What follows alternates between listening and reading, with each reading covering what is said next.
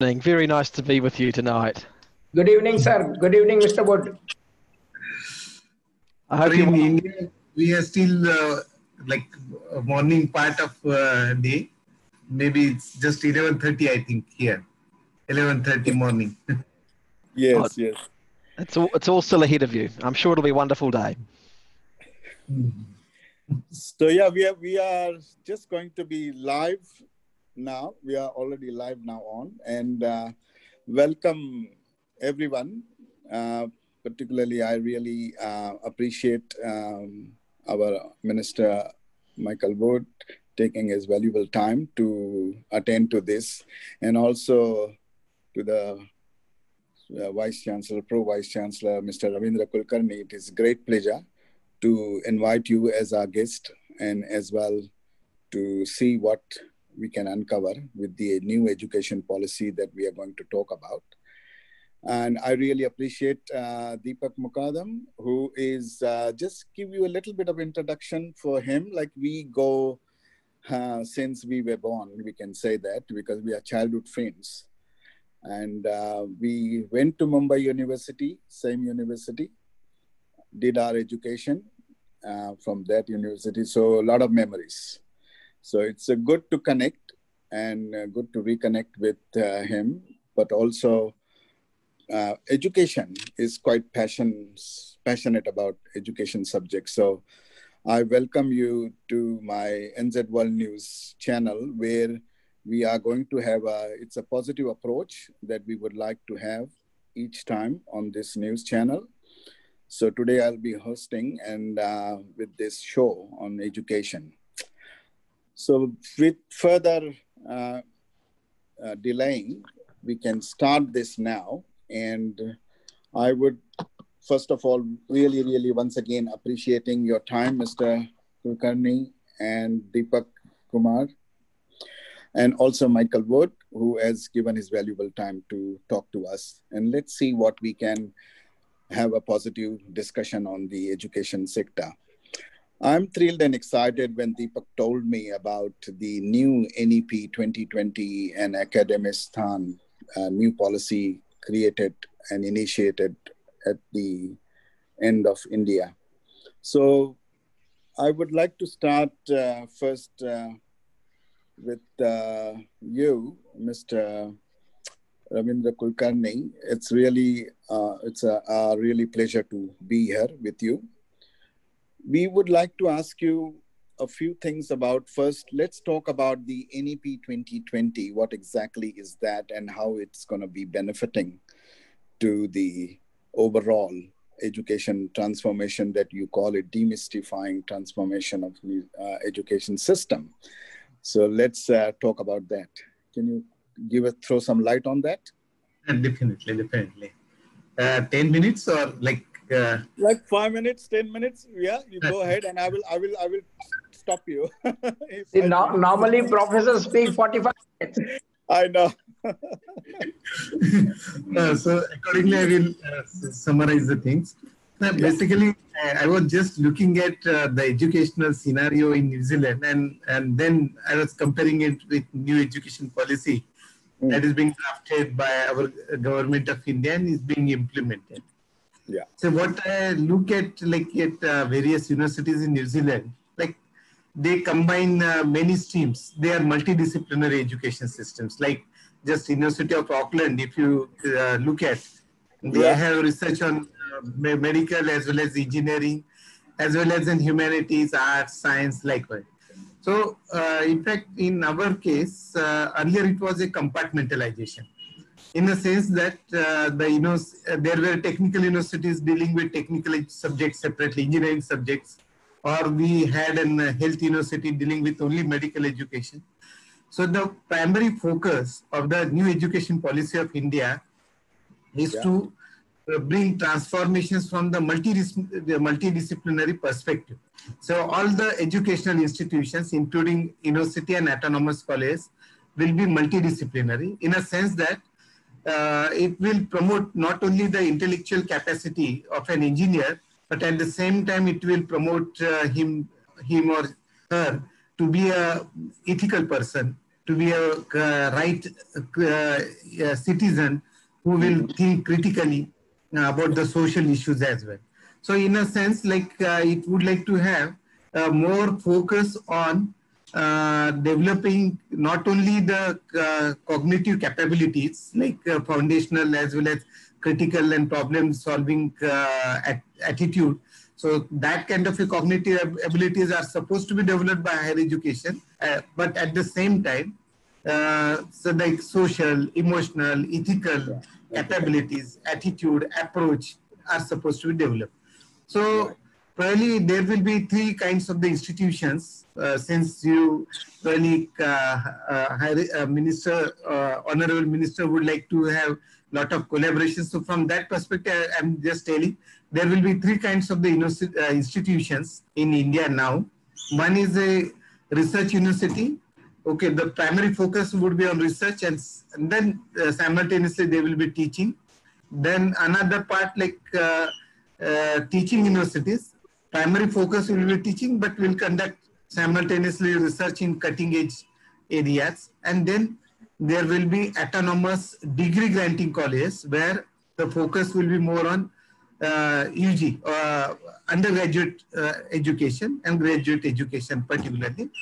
So one will have like multiple, one will have multiple multidisciplinary system where you will have a lot of respect for diversity, because India, as you are well aware, is a country with diversity in terms of languages, in terms of religions, in terms of so many things. So having a good respect for diversity and respect for local context is probably the major area. And another part, like just to promote, like we are now recently our Prime Minister has talked about Atmanirbhar Bharat, like self-reliant India. And I think New Zealand is also looking for same thing. So we would like to have technologically self-reliant, and at the same time, we are the country with highest engaged population. So we'd like to see that this younger generation will be well equipped with in terms of the skills. They will be supported with National Research Foundation, who will provide a good support for technology development, incubation systems, new areas of learning, and likewise. So it is going to promote definitely outstanding research while keeping a deep pride in India. Okay, that's probably Indianness is probably, because all of us are well aware, like primarily the education was established, like given, like the Britishers formulated a specific policy for education, and probably we went ahead with that policy for a long period. We would like to see that the education is really Indian one. So particularly, we are moving towards more faculty and institutional autonomy, so that individual universities, they would like to have collaborations with world-class institutions across the globe. Okay, naturally we are talking about top 100 universities across the world. So they are free to go for. The universities in India will be free to go for collaborations with world-class universities, so that right innovative system would have been well established. By 2030, like every district will have at least one multidisciplinary higher education institutions. So that's probably the aim, and probably we would like to see that the gross enrollment ratio in higher education crosses 50 at least by 2035. So that's a biggest aim, with more focus on vocational education and more holistic and multidisciplinary approach for higher education. So the universities will simultaneously will have departments in languages, literature, music, philosophy, Indology, art, dance, theater, education, STEM, mathematics, statistics, pure and applied science, as well as engineering and medical as well.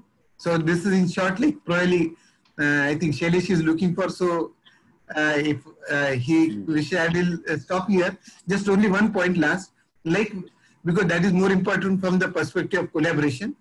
we will have an academic bank of credits, meaning thereby whenever two universities, like one in foreign and the Indian university, they enter into an exchange, research exchange, academic exchange, then credit transfer would be allowed. So there will be an academic bank of credits.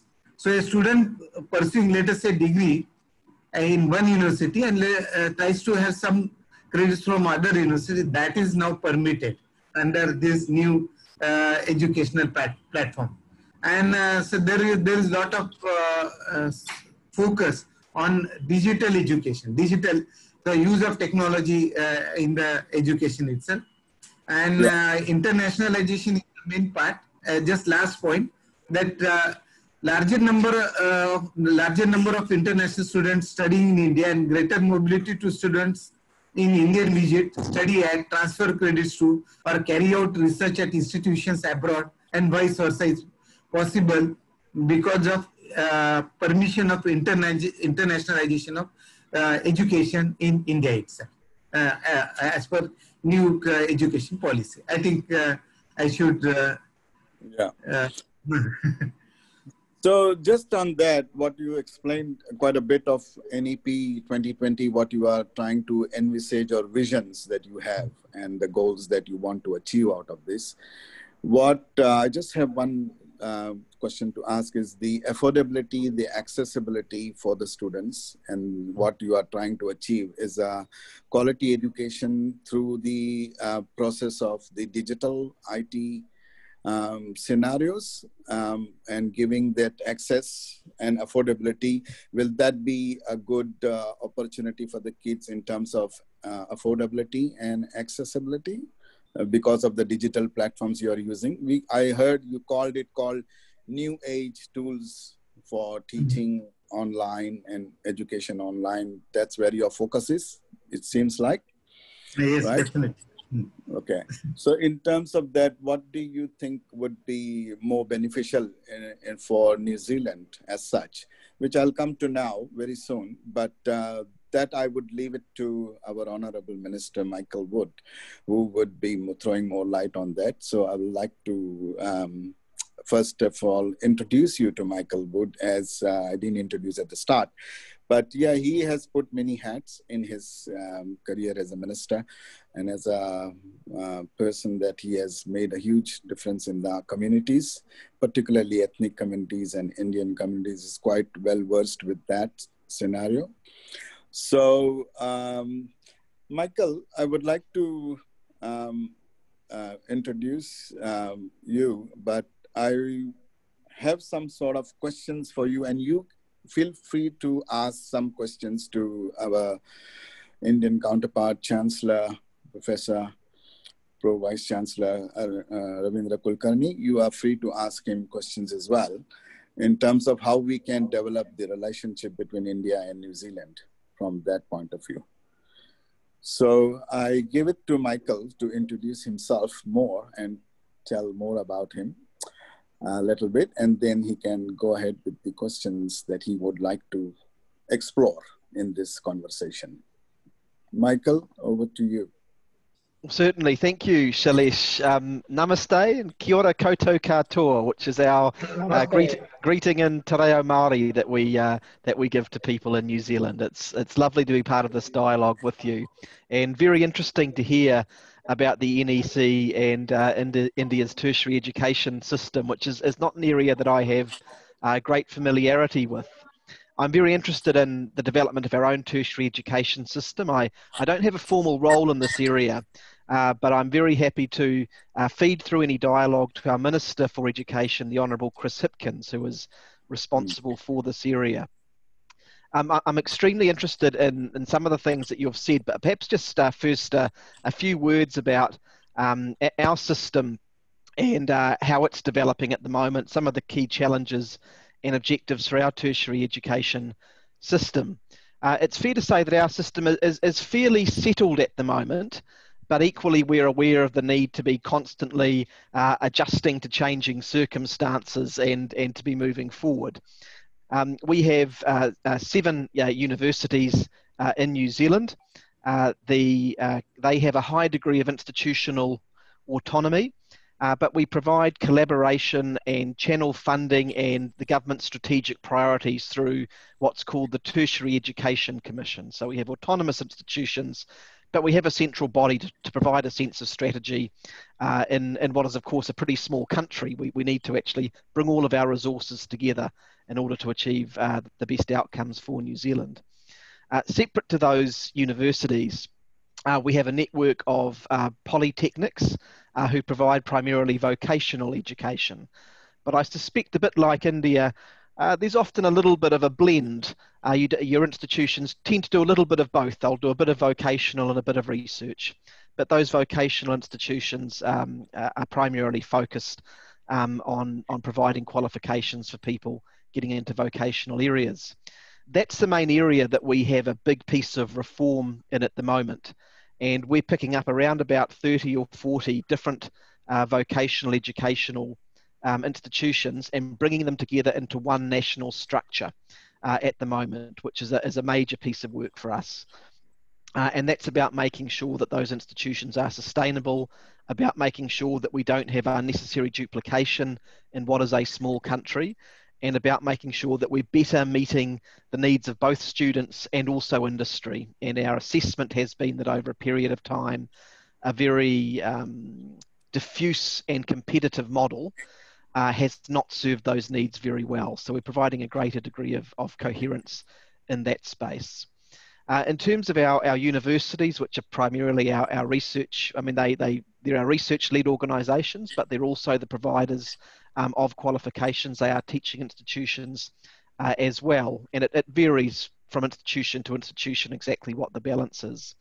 They operate quite autonomously, but there's effectively a 5-year strategy that our Tertiary Education Commission puts in place every 5 years, and the current one is just coming to an end. And this strategy covers the entire system. And its key goals for the 5-year period, which has just come to an end, include better meeting the skills needed for industry, addressing the needs of at-risk youth. And this is a particularly important area for us. We have a group of young New Zealanders who we call the NEETs, the people who are not in education, employment or training. And we believe it's very important to be getting through to these young people to avoid a whole plethora of social problems that can occur if those people don't get into the system. There's a focus on Māori achievement and the achievement of our Pacific communities. And both of those communities are communities which traditionally have had a less equitable access to education. So that's something that we strongly want to address. There's a focus on adult literacy, on strengthening our research performance. And this is a very important area for us as we try to build up the side of our economy that's really going to drive prosperity in the future. And finally, we do want to make sure that our institutions grow their international links, and that's perhaps relevant to this conversation. We know that in the modern era, tertiary institutions need to be internationally linked to stay abreast of developments, to develop relationships, to share and collaborate. So that's a big focus as well. So that's a bit of an overview of where our system is at the moment. I was quite interested in the way in which you spoke before about how the NEC will effectively categorize institutions into, I think you said three types primarily: research universities, teaching universities, and the third I think you described as degree granting institutions. I wasn't quite clear on the difference between the second and third categories, and wondered if you might be able to speak to that a little further. I think you have read our national education policy. That's really a matter of pleasure for us. You like to understand the difference between teaching university and degree granting colleges. Basically, what has happened earlier and even today, the universities are known to be an affiliated universities. Like University of Mumbai, for example, like we have our own educational campus and plus more than 800 affiliated colleges. There's the colleges will carry education at their level, but will be monitored by university. The examinations will be conducted by university. So that was the affiliating system which currently India has. Now they want this affiliated colleges to be slowly given a graded autonomy so that they will become autonomous degree granting institutions. So earlier degree was granted by university. These colleges will have degrees granted by themselves. So they will have a complete autonomous structure in that way. So that's how this degree granting college will focus mainly on undergraduate education. May have certain postgraduate, but they will more focus. They will have more focus on undergraduate education. So that's how degree granting institutions will work. While teaching universities will have focus on teaching plus some research in major areas. So that's how second and third are completely well separated apart. So by 2030, it is said that like within next 15 years, all such affiliated colleges, maybe like I think almost more than 8,000 to 9,000 colleges will be converted to degree granting colleges in next 15 years. So they will focus only on education, not on research. That's an idea. Thank you. That's very helpful. The other thing I was very interested in from your comments earlier was your description of the shift to a more of a multidisciplinary approach. And I think this is something which in the New Zealand system has been gently happening for some time. And I think it's, while we still recognise that in certain areas it's important to have very deep and specific knowledge. You know, you want your medical professional to be an expert in that field, and you're not too worried about the other things so much, perhaps. But I think we have a recognition that, generally speaking, technological change and the future of work are increasingly going to demand that people do have wide skill sets rather than necessarily very specific knowledge that could well be outmoded in 10 or 15 or 20 years' time. And I wonder if those are the same drivers in the NEC for changes in your system. And I'm just also interested in your comments around how that will actually be instituted within different institutions, bearing in mind that I know that tertiary institutions often have very deep histories within their individual faculties. There could well be some resistance within the system to this kind of approach. Are you seeing or experiencing any of that? See, like earlier, what was an issue? Like, say, for example, like a student pursuing engineering program. So he was completely isolated from the field of literature, music, or likewise. Now, it was a rigid curriculum-based system where engineering, let us say, like a mechanical engineer would learn only subjects connected to mechanical engineering only throughout his program. Now, when I'm talking about multidisciplinary, we still have a specialization. We still, the student has to take up education in deeper mode in one or two subjects. That's a definite understanding. But only thing, they will have now freedom to choose certain minor areas.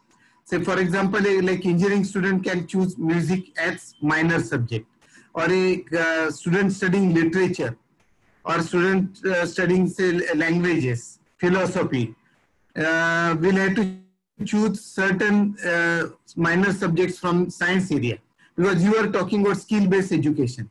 So we need the students to have a necessary skills, maybe from the perspective of the job, but at the same time certain life skills as well.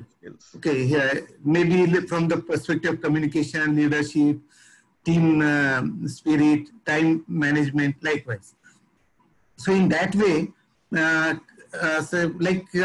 say for example, we have a 4-year degree program which has multiple entry and exit options. So let us say, like, if a student pursues, say, admission to the 4-year degree program, and at the end of first year, if he or she is willing to exit, then say it's okay. So it's accepted. He or she will be awarded certificate in that, for that particular period. If he or she exits after second year, then he or she will be awarded diploma. If he or she exits at third year, then it will be UG degree, and for completion of the 4-year degree program will permit them to jump directly to the PhD program as well. So a 4-year degree program built from the basis of the research itself. So that's how probably the overall educational pattern in multidisciplinary academic institutions would be. I hope I have explained. If anything missing from my side, please, I just would like to add. Yes, no, thank you. That was a very clear explanation of how that will work. The final question that I have, just based on the notes I made from your earlier comments, were that you said that one of the focuses of the NEP is a greater shift to digital as well. And I'm particularly interested to know whether the advent of COVID-19 this year and some of the changes that has forced on educational systems has perhaps accelerated some of that thinking. And I ask this question because here in New Zealand, it has the result of COVID-19 and some of the universities having to close their operations has been that for some courses, they have now affected a permanent shift to online learning for certain parts of their curriculum. And I'm wondering if there has been a similar experience in India as well. Yes, definitely. It was the particular situation taught us many things. Pandemic forced us to close down our educational framework for almost 2 months. From 8 June onwards, we started again functioning, but in a phase-wise manner. And then we started talking about online education. Now, the problem before us was that till then, we had very less focus on online education. So that's teachers were used to for offline mode of education only, like face-to-face learning and teaching itself. So the 2 months, like May, June, we utilized mainly for training teachers in the areas of the online education, because a teacher who is very good in offline teaching may not be so in online teaching. So that's how pedagogical training was very much essential. And those 2 months, May, June, were completely utilized only for training them. We train them in variety of the platforms, variety of the e-content tools, and we gave them hands-on experience. And that's how from August onwards, we started the online education. But say the only thing we just did not focus only on screen-based teaching, but we have said that one should have a lot of quiz sessions. One should undertake simulations so that laboratory practicals could have been demonstrated in an online mode, so that they will feel the experience of conducting practicals. So mainly said online teaching, video uploading of the video lectures, then a lot of question answer sessions, quizzes, and regular assessment at a frequent intervals. That's how the online education has been framed by our university, and that's how now we are moving ahead. Now the problem before, New Zealand, I think has gone very good in terms of providing education through television channels. That's really, and I congratulate you for that, because that's really a good initiative. Because television channels eliminate at least one part, that is availability of the internet. Now in our case, we are yet to move towards television education based on television channels. We are still focusing entire education on internet bandwidth only. So that probably creating a problem for those students who do not have an access to internet. So what we now did, so naturally it requires, the online education requires either a mobile with Android connections or probably a laptop. So those students who do not have either of these, for them that will be an issue. So slowly we are now creating that kind of an infrastructure. And television channel, of course, that's in our mind, but since the population is huge, really fulfilling that will require some time.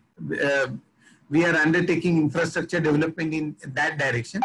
But pandemic has definitely taught us. Online education, in fact, was supposed to be the connected part for fourth industrial revolution, like artificial intelligence and all related things. But somehow we took online education little late, because online education will provide the necessary skills which are essential for fourth industrial revolution. Now we are gearing up.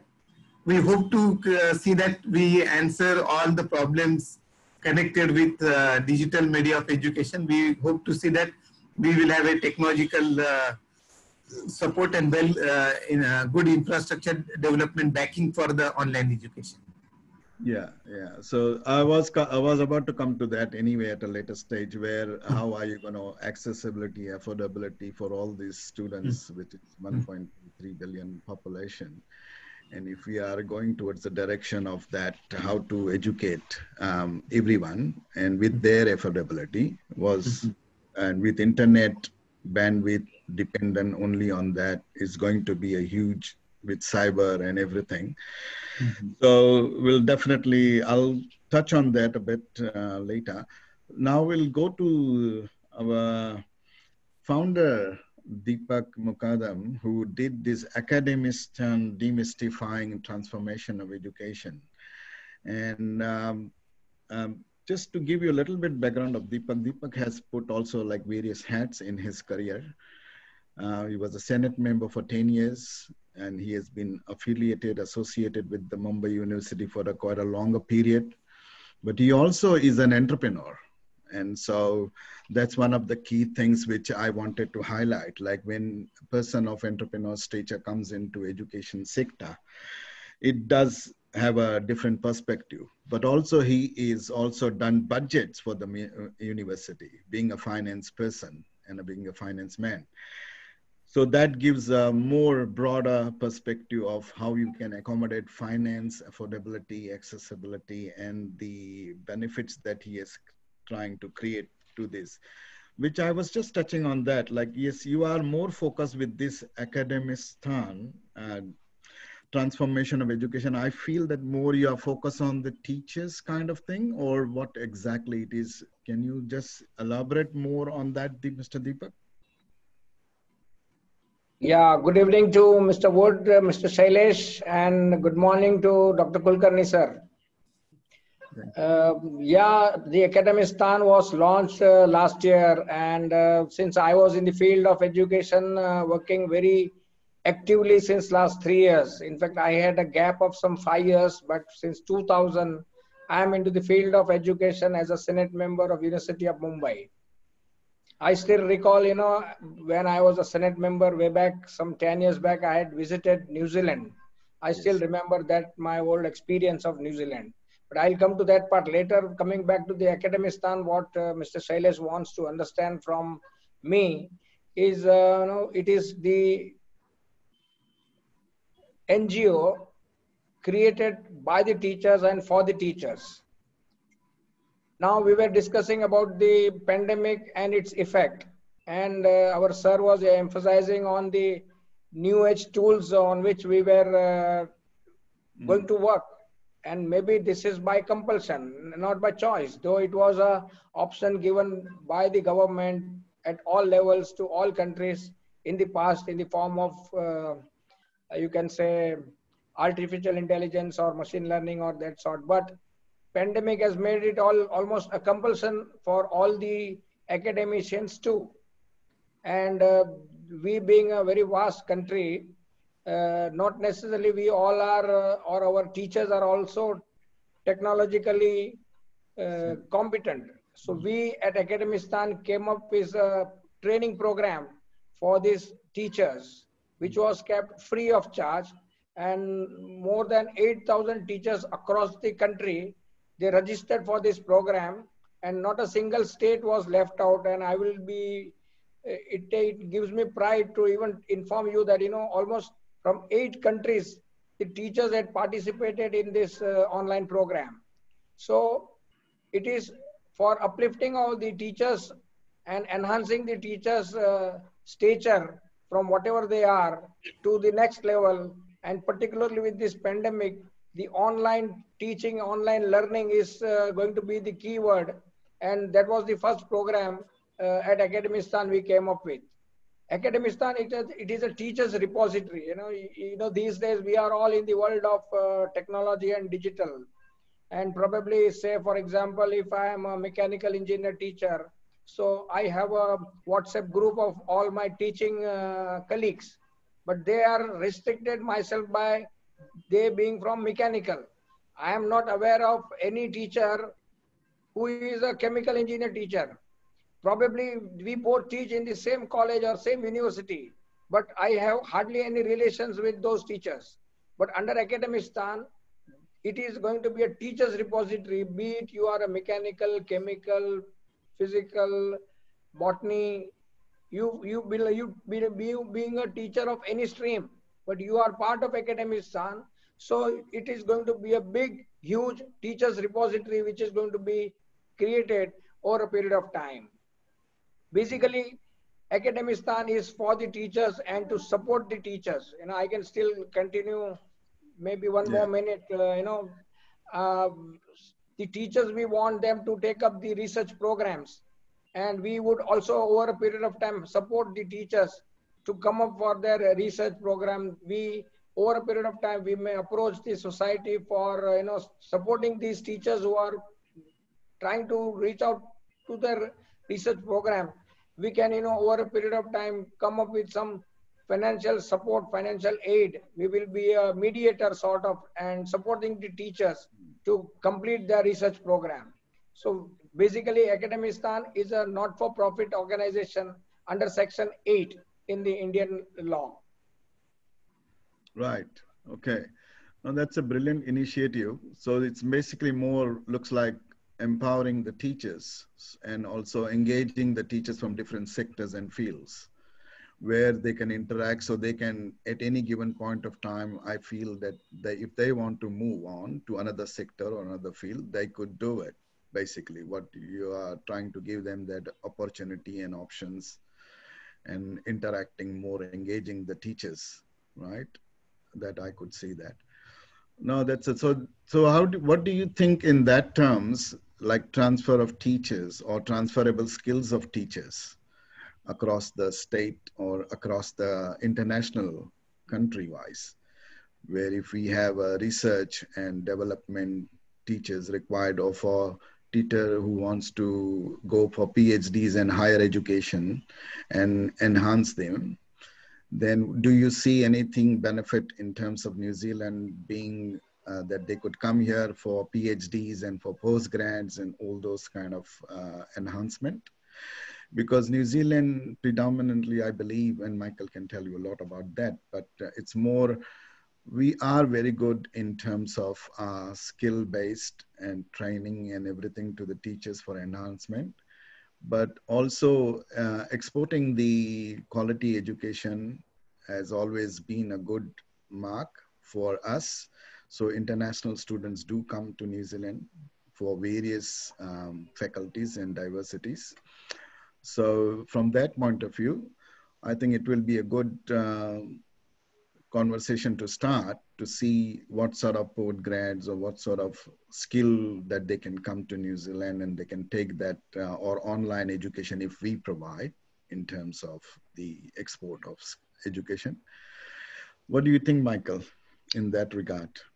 Is there an opportunity for that kind of thing, that exporting our education to online?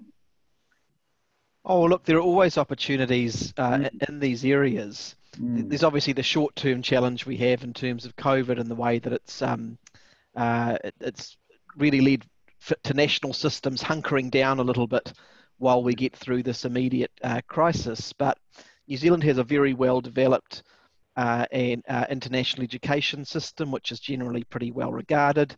It's one in which we are relentlessly focused on driving higher standards on. And as a matter of policy for this government, we have been trying to shift the focus of our international education system from perhaps what could have in the past been described as going for a very sort of quantity over quality approach, where there was Yeah. an approach about getting as many students in as possible, but not necessarily Right. having very high standards, Quality. to really driving the standards up and particularly focusing on what value can we as a relatively small but advanced economy and society offer, particularly with the higher education at level 7 plus. So that's an area that we're particularly keen to be developing. And look, most of our educational institutions who are involved in this space are pretty active in terms of developing their relationships with reputable institutes overseas. And I think that's the way to go. I've sat previously on the council of the Manukau Institute of Technology in Auckland, and I think the way to go really is for institutions in both countries, in this case New Zealand and India, but it could be other countries, to develop very high trust level relationships between each other, so that they can develop programs, they can look at ideas around exchanging students, and everyone can have a high degree of trust in the education that's been offered in different countries. And I think particularly in the digital space, there's huge potential there that we could be unlocking that isn't really been unlocked at the moment.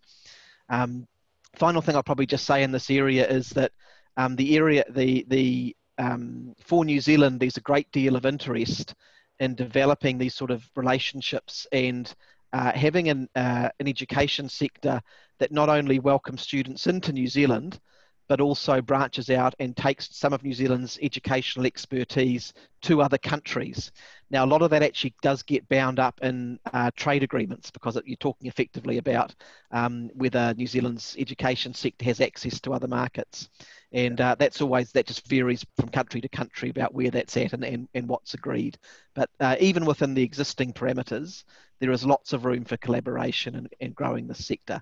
But the key point I'll just end on is the one that I started on, which is that for New Zealand, and particularly for our current government, it's about focusing on quality rather than quantity. Yeah, and that's exactly what I was wanting to see. Quality education must be affordable and accessible, but also with the trade policy, is there any room for, if we have some sort of policy with a collaboration or MOU as a free trade agreements with education related only, if that can be developed to just enhance our export education as well, and our importing other things from India as well, for in terms of education, in terms of courses and everything like that? What do you Yes, think, well, Michael? that's one of the areas that New Zealand's always keen to develop when we develop either bilateral or multilateral trade agreements with other countries, is to be covering off the education sector. So that's just something that has to be dealt with in the course of those negotiations. But we're always keen to see that there are opportunities there to be sharing services. Yeah, yeah. So, so coming back to our Chancellor, Mr. Kulkarni, hearing from all three of you, I would like to emphasize and see what are the measures, just like initiatives that you have taken for Academistan, Deepak, and then this NEP 2020 that you have come up with the transformation of Indian education, and where you might be looking for collaboration of universities worldwide. Not just particularly NZ, but NZ, as I said, like we do have Indian students quite a bit, and it has always been. But as Michael pointed out, we are more focusing, and we should be more focusing on the quality education and the quality of students who genuinely wants to make a difference by taking that education and make inroads so that they can actually promote that kind of academic values. And as you said, Mr. Kulkarni, about the ethical and morals and all those that you would like to teach, not just education in terms of reading the book, but also understanding the book. That's what I see. So just from that point of view, what do you see, what are the courses that you could inter-exchange or exchange programs can be developed in terms of, education that can come through NZ and India, with particularly Mumbai University being highly regarded in the international area compared to, there are many universities. So India has got many universities, not like New Zealand. We got only 7 universities. but you got huge amount of universities. So, but Mumbai is one of those quality education promoting and promoters. So what do you see chances in this area, and how can you explore or give some courses or exchange programs or student exchange, or those kind of things? What's your view Yes. on it?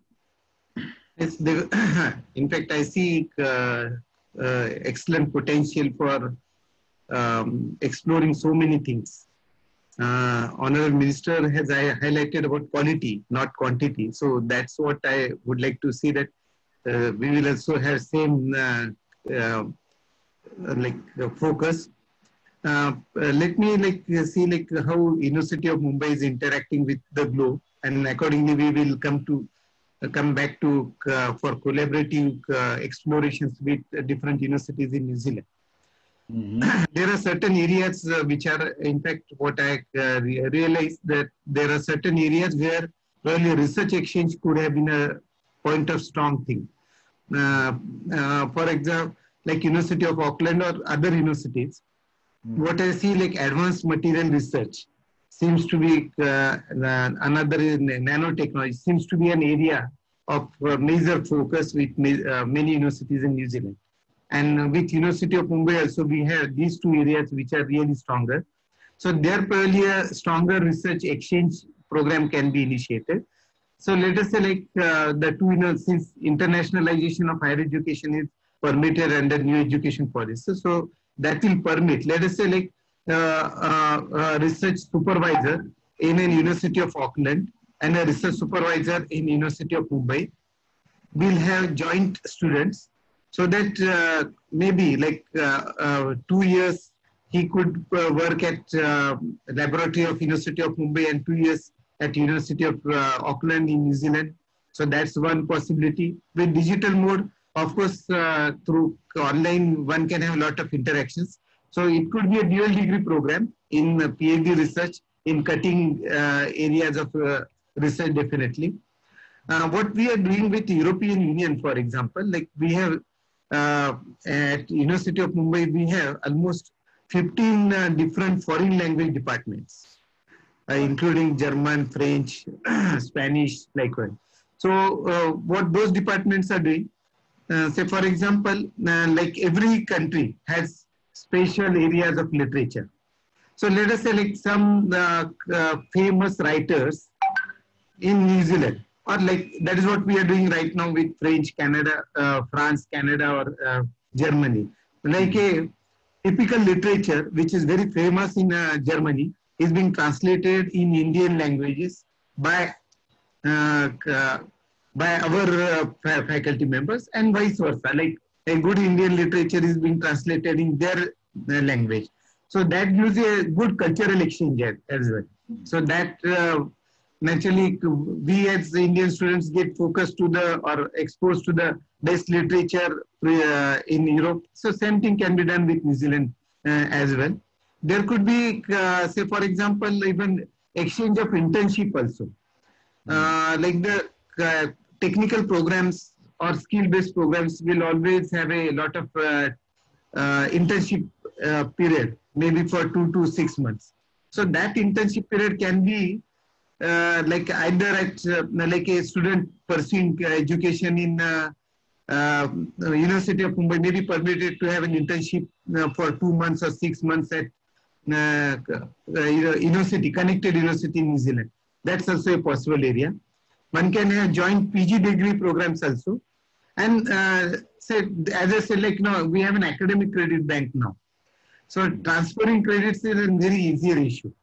So when you are talking about export of education, so we would like to take that benefit in terms of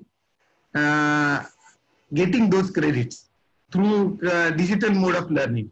The student may not have to move to the New Zealand, but can have education right with any university in New Zealand and can have credits transferred to his credit, say credit bank. So that possibility, feasibility can be easily worked out. And I see there are a lot of common points of research in universities of New Zealand as well as in the University of Mumbai. So we are ready for that with the future, in future. Yeah. I foreknow for the fact that India and New Zealand, they all comes under Commonwealth still, and history of Mumbai University and Otago University, if I'm not wrong, goes back to 150 years when Deepak last visited 8-9 years ago. And we had been to all these universities and met personally at that time to explore a few things around that, how we can do that with India and New Zealand. So definitely there are some, and with this new, as you rightly said, Mr. Kulkarni, that with this pandemic, what we have learned is like, it can be transferable. We don't have to have a face-to-face education, but can be transferable online and digitally.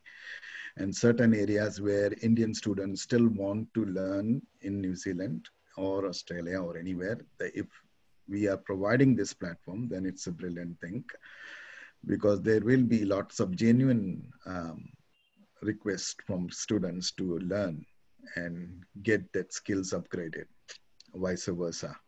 So I see a little bit of hope in terms of what you have created, a platform of digital, of new age tools online, could be benefiting in that area.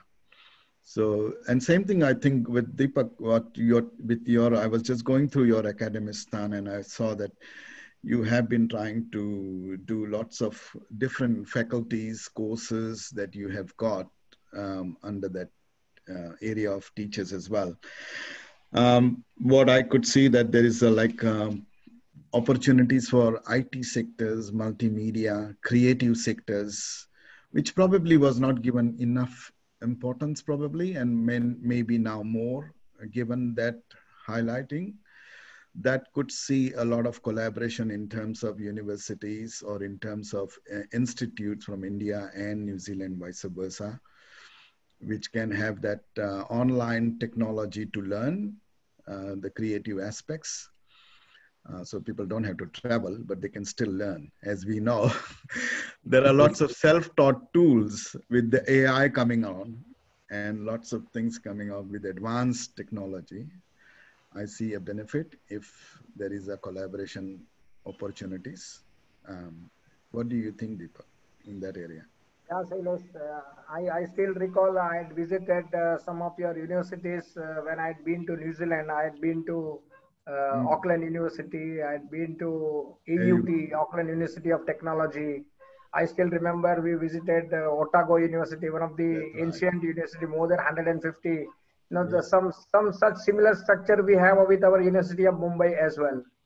Then I had been to Lincoln University also. I still recall. Yes. Yeah, but Shailesh, I'm still optimist that the whole idea then when I visited was to come up with a MOU sort of collaborations with our good colleges.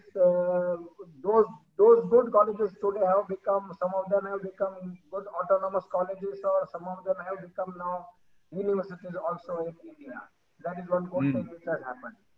Another area which we were discussing about, our sir insisted that, we have some 15 foreign language departments. Likewise, I would suggest the New Zealand government to come up with a similar setup where our Indian languages are very ancient languages like Sanskrit and Tamil. You can come up with those departments of these languages, of foreign language, so long the New Zealand part is concerned. And we can provide the expertise with respect to the faculties and with respect to the curriculum and the literature and the study material with respect to these languages. Hindi also can be another language, because today Hindi is spoken by, if I have to see the population of India, it is the most spoken language in this part of the world. So Hindi also becomes a very important language for somebody to understand the history of Hindi and the importance of Hindi. If anybody wants to come up with the relations, who want to build relations with India, Hindi, Sanskrit, Tamil, these are the languages which one has to, take it seriously to make himself more comfortable. Some of the new age courses we were discussing, Sandesh, that, we can have some sort of tie-up Now, of late, these teachers getting registered with Academic Star, I have come up with so many number of teachers having expertise in various fields. And I'm not talking of those conventional arts, science, commerce, or physics, chemistry, biology teachers. I'm talking of those teachers who are teaching the subjects of new age generation. The new age courses which we are talking, it is related with event management. It is connected with sports management. These days, we all are aware IPL has created a buzzword now.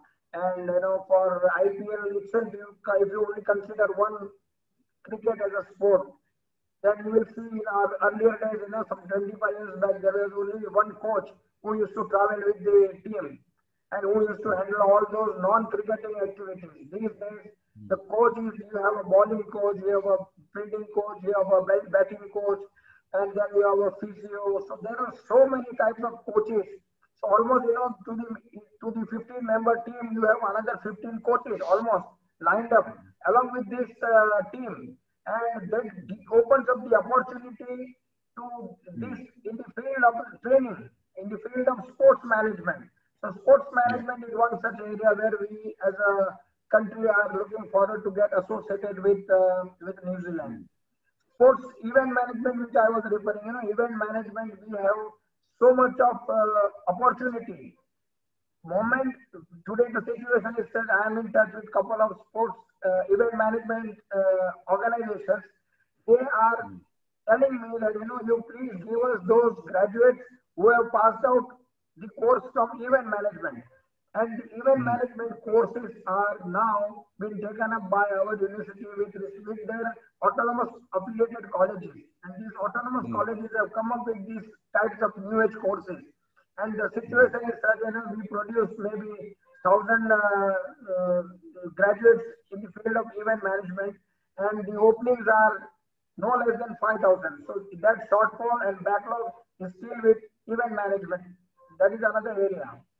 Diet and nutrition, that is one more area which these days, everybody talks of keeping himself fit.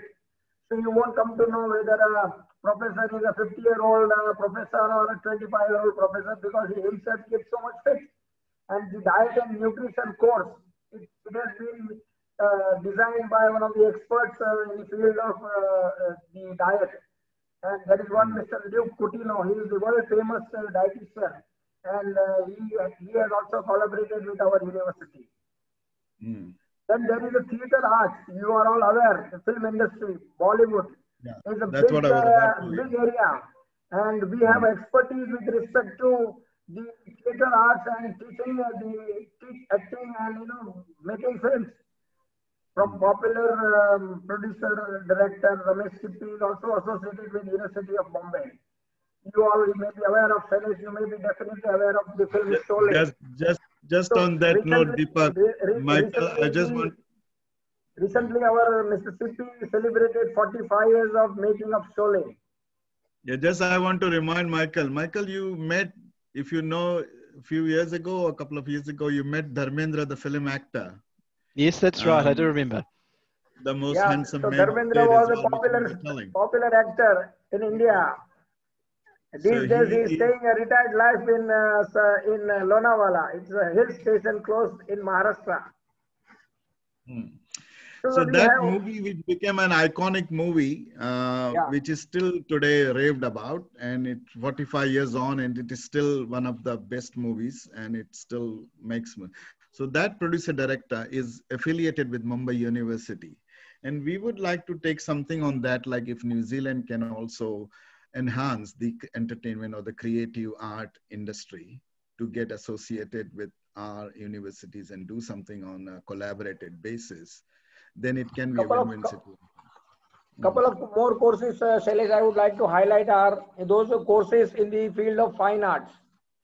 In India, again, you have a very historic importance of the fine arts. I mean, as old as, you can say almost 1,000 years. And some of these courses related to fine arts also can be taken up as a part of collaboration with between two countries. As I already mentioned about the languages, we have the world famous Bombay Stock Exchange.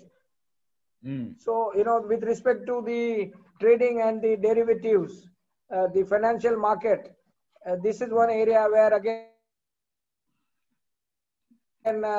our country can provide you our university can provide you the expertise with respect to the stock trading part of Largest the stock exchange. yeah.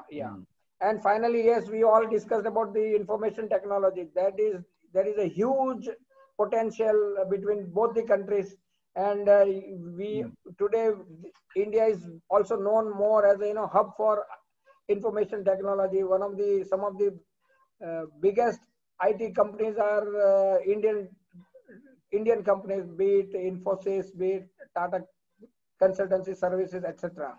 So all these companies, all these industries are in some way or the other connected with the University of Mumbai, and we can definitely come up with some collaborative program.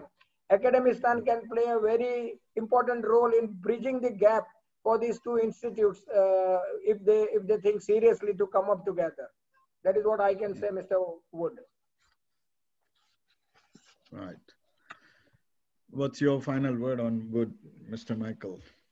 What do you think in terms of, as I was saying, that I would love to see in New Zealand the collaboration with the film industry, with the film association that we have got here in New Zealand to be some way or some sort of like integrate with the universities to develop courses, to develop enhancement for these creative people would be a good opportunity now, since that working together is our program and collaboration is our main focus, how we collaborate and how we work together to make better for this youth, for this, and create employment opportunities as well from that, basically. That's could be a good opportunity to see what Indian counterpart are, what I can see here. They are trying their best to get initiatives, new initiatives on board, same as what we are doing here in New Zealand as well. But how do we bridge that, as Deepak was saying, how do we bridge that? And if we can play some universities, Mumbai University can play a big role, then it would be a good thing in terms of our universities as well. So just on that, what would you say, Michael? Yes, well, that's a good note to round things off on. As I said earlier, one of the key strategic goals of our system in its most recent 5-year plan has been to strengthen international relationships, because we know the value that that can bring to the institutions themselves, but most importantly to the students. And there's actually quite a long and interesting history in this area. And you mentioned before a very long linkage with the University of Otago, and I'd never heard about that before. It's of course it's one of our longest established universities, of course. But also in the 1960s and 70s, as part of the Colombo Plan, New Zealand was very, very engaged with the countries of South Asia, with India, with countries like Nepal and Sri Lanka and others, and having educational exchange. And from time to time, I come across someone who says that their first connection with New Zealand was through a university course that was offered through the Colombo Plan 40 or 50 years ago. And that shows you how enduring some of those connections can be if they are done well. So I think it's an area with great potential. Probably a few things I would say about it. The first is that it needs to be led by the institutions themselves. They need to recognise the value of it and be prepared to engage. And then it needs to come down to relationships, I think, between institutions, because as soon as you get into this area, let's just be really clear, each institution is taking a little bit of a risk in terms of their reputation, in terms of what will be delivered, in terms of what costs might be involved. It's a bit of a step into the unknown, this kind of work. So I think there needs to be probably quite a bit of upfront work at the governance and management level in institutions to develop really robust relationships, to develop a clear set of common understandings, a clear set of common objectives. And then what I would think is extremely important is to be very strategic and to identify what really are the areas in which there can be collaboration on that really do offer benefit. Because you could identify a whole range of areas where you could be collaborating and actually you're not adding much. but each country and each system and each institution will have particular areas of expertise or history or resources that they can bring. So in New Zealand, yeah, you think of some of the areas that we are very strong in. Filmmaking, which you mentioned before, is a hugely growing area in New Zealand. Obviously, our agricultural sector and primary production sector are areas in which we have significant expertise, and India has many areas as well. So I think it's about identifying what will really make a difference, what will really drive value, what will really provide something useful to the students who are going to engage in this area. And then on the back of that, and on the back of the strong relationships that you develop between institutions, I think there is great potential to partner. And I think one of the things that gives a great advantage if we're thinking about New Zealand institutions and Indian institutions partnering is we have this very significant and very active Indian diaspora community here in New Zealand. And I think that is a great basis for developing these kinds of relationships. And I think there will be a great appetite there for it once some of the groundwork is done.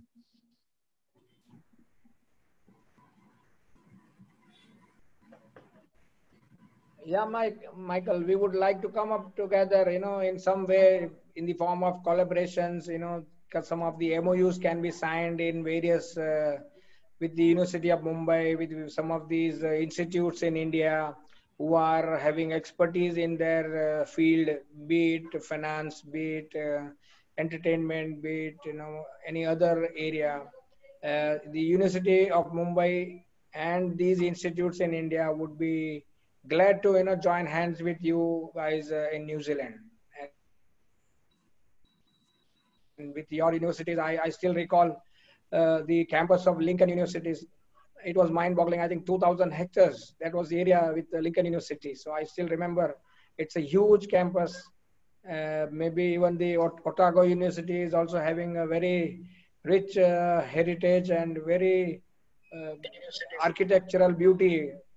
It is like, our University of Mumbai also having the similar type of beauty. Huge campus. Yeah, Shailesh.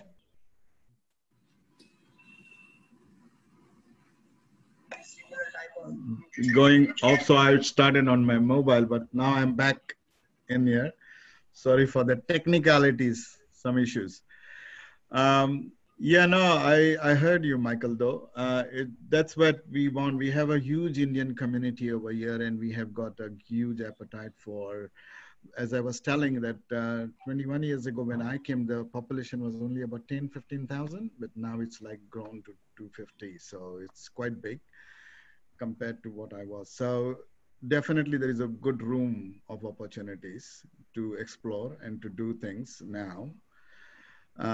So yeah, so on that, I would say that we could explore a few things after this conversation. I think with the particularly what initiatives Mumbai University and then AUT and Auckland University and other universities of that New Zealand has got, all the 7 universities in fact. We have got huge potential to do some exchange programs, and which could benefit this generation and the coming generation. That's what I'm looking at, basically. So, and as I said, like, yeah, films, New Zealand is predominantly quite skilled, quite front runners, I would say, in creating things or in taking initiatives and actually we're doing innovative things.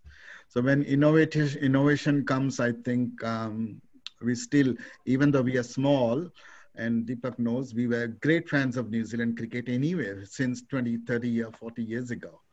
We used to watch cricket. So even though we didn't know about New Zealand, we still were connected with the sports. And as you rightly said, sports, films, these things could definitely bring together a lot of collaborations in that regard. So on that note, we definitely have got some options and exploring opportunities. So moving forward, like in terms of going ahead and exploring this, or now is the time where we can put some initiatives or think about it, like how we can put online digitally whatever can be achieved in terms of innovative ways of doing things, as you guys have adopted certain, and we have adopted certain innovative ways.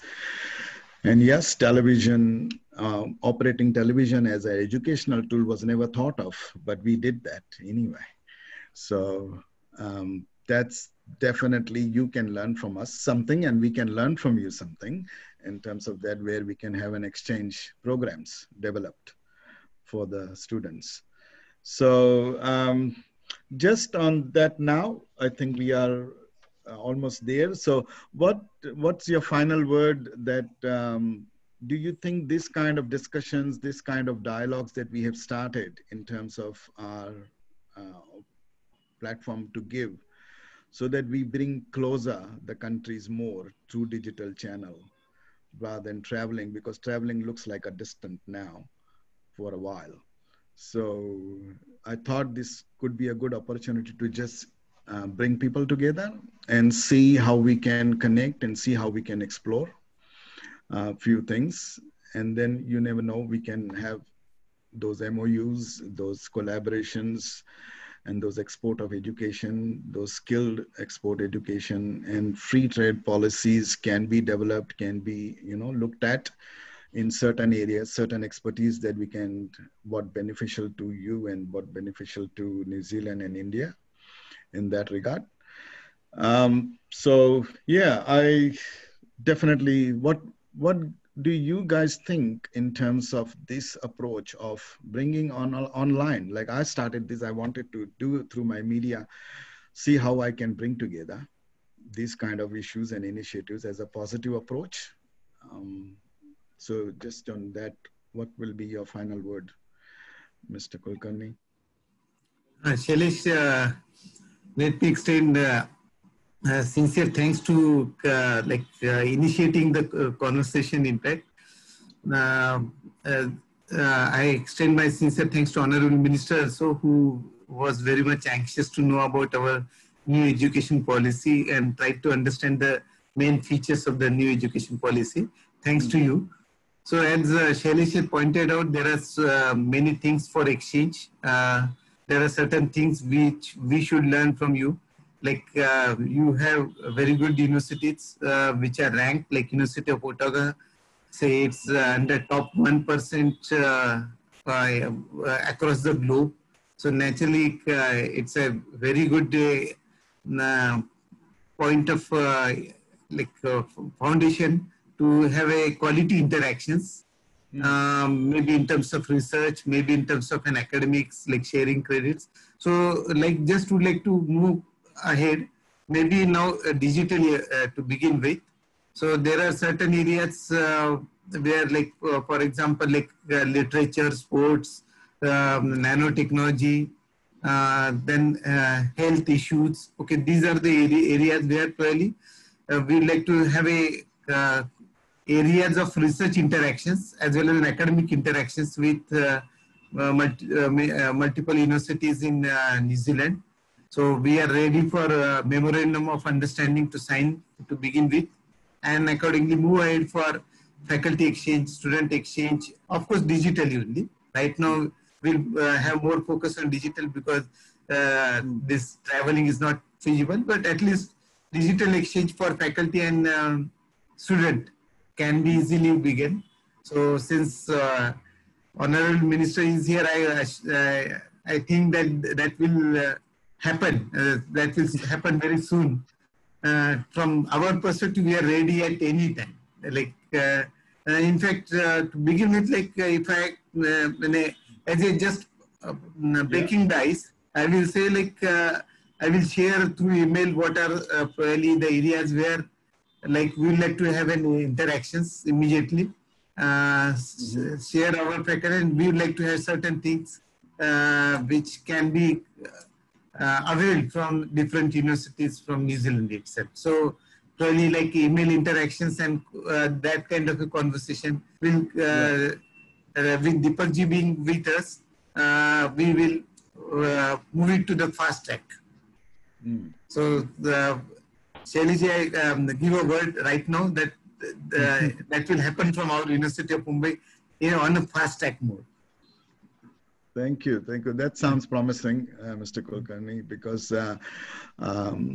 we were looking forward for also, and it was good that you came along with a short notice as well, since your Vice Chancellor had to attend some other commitments.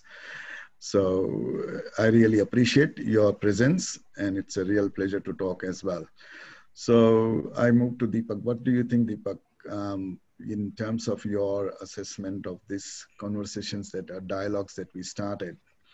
And it was good to see that we had visited education sector a few years ago, and we were talking about education, how we can bring those things together in terms of high level collaborations with universities rather than students or rather than quantity, as Michael pointed out clearly.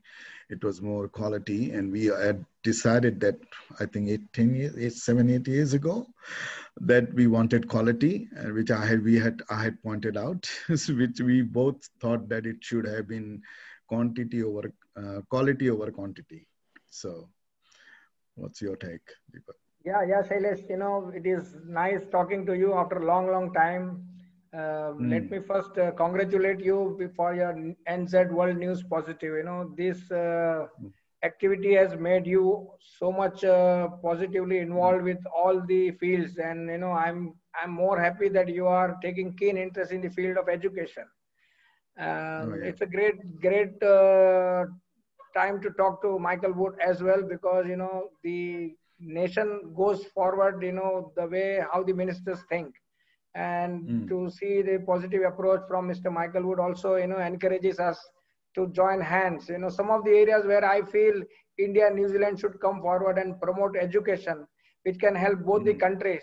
Some of the initiatives I have shortlisted, I'll just spell out in a minute or so.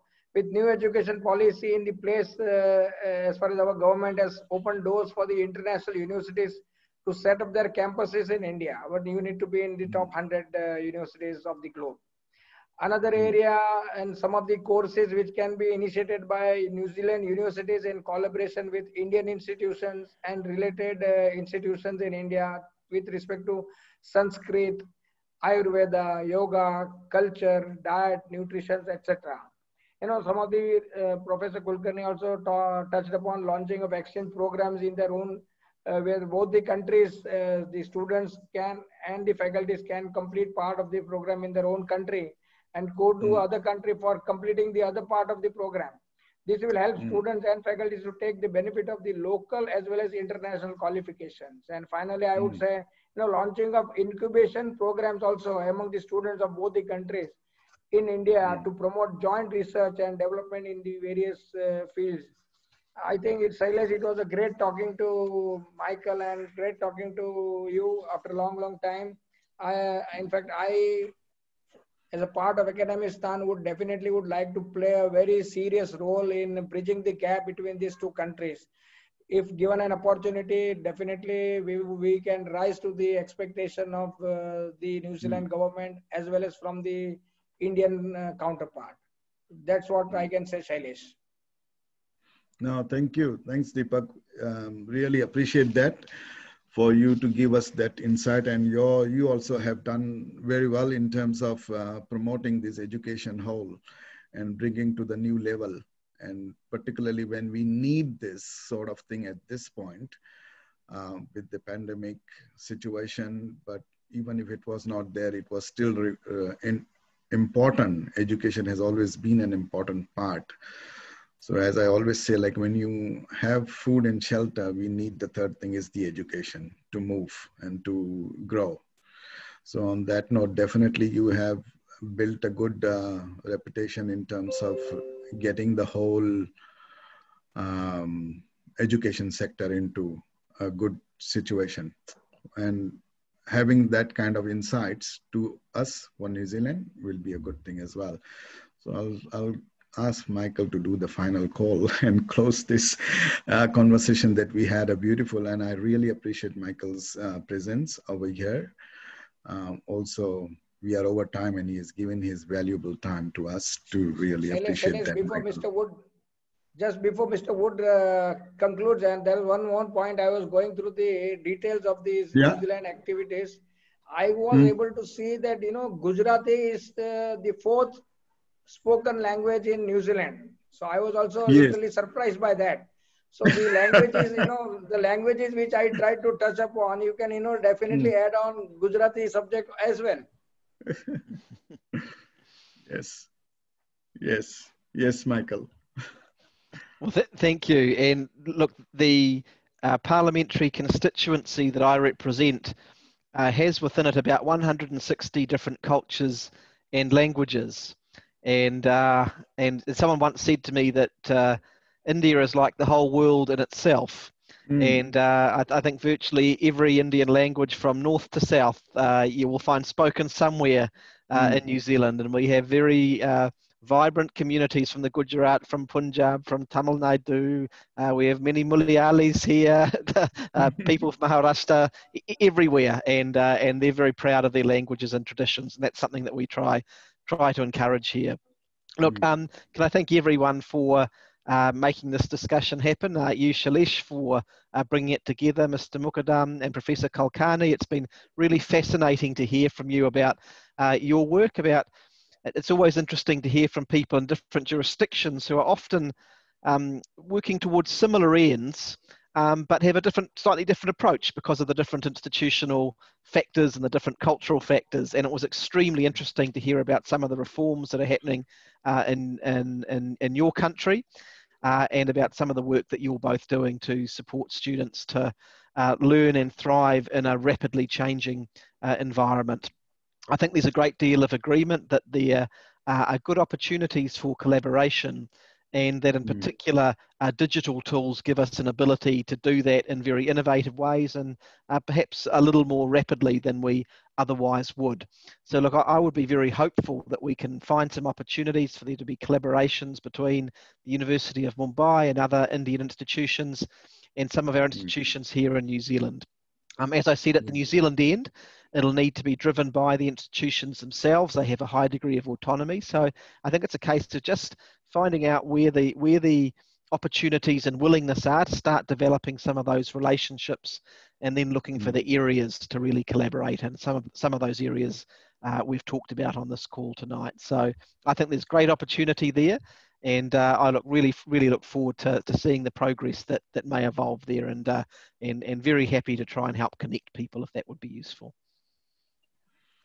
Thank you very much, Michael. Once again, I really appreciate your time, and really over time, I should say. But yeah, no, it's good to catch up and also have a conversation started, the dialogue. So I really appreciate all of you attending this conversation and making a real inroad towards moving forward as a positive approach going forward. Let's keep positive and let's be positive about everything that we would like to do ahead. And with that note, thanks once again to all of you, Mr. Michael, Mr. Kulkarni, and Mr. Deepak, for your really input and insights how we can come together. So we are two different destinations coming together on digital note. So it's a good start. Thank you so much once again. Thank you and namaste. Namaste. Thank you. Thank and you very namaste. much. Thank you. Thank you. all. Thanks to Shailesh. Thanks, Honorable Minister. Thank you. Thank you all. Thank you, Mr. Wood. Thank you, Shailesh. Thank you. Have a very good day. Yes. Thanks, Michael.